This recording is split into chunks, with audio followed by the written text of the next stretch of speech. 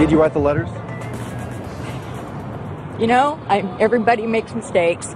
And you admitted to those mistakes to investigators? Yes. What do you want to say to the voters?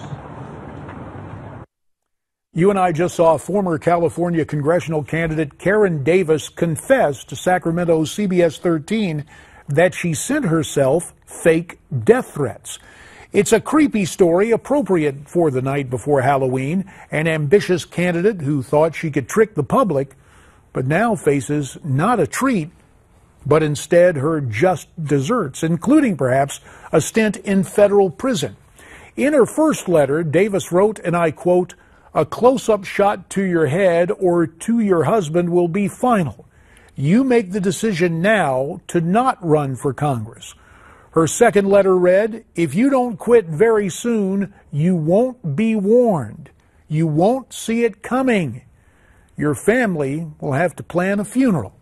She alerted the feds about the fake threats and now faces federal charges after taking a lie detector test. As the affidavit reads, after failing the polygraph examination, Davis admitted that she wrote both threat letters 1 and 2 and sent them to herself. Now, that's bad enough, but take a look at this file video.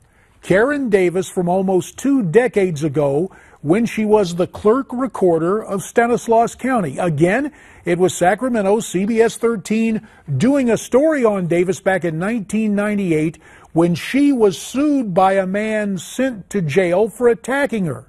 The man claimed he was falsely accused. In all, he spent 18 years behind bars and continued to maintain his innocence when he was released. The new court papers filed when Davis was arrested have nothing about that incident of 2 decades ago, but it makes you wonder, doesn't it? If you're wondering about her political fate, Karen Davis did not fare well in her bid for Congress. In fact, she received fewer than 5,000 votes, only 6% of the total votes cast. That means she finished dead last in the blanket primary held back in June of 2014. And now, almost 2 years later, she's facing time in federal prison. Like I said, creepy. And that's the way I see it. Now for the way you see it. Your comments from social media. First, we hear from Jean, very upset with the CNBC debate moderator. She writes, "The moderators were petty, rude, and very unprofessional. Their bias was so apparent, and their lack of concern for viewers to truly glean information was like watching 7th graders looking for a food fight."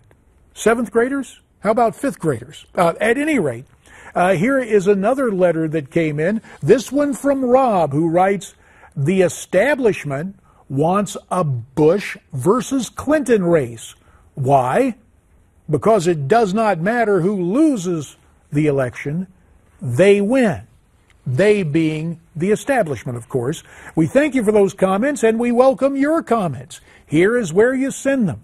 Newsmaxtv.com/comments. Now, we've been talking about the debate. We still want to get your feelings on it. As it stands now, Donald Trump a clear winner.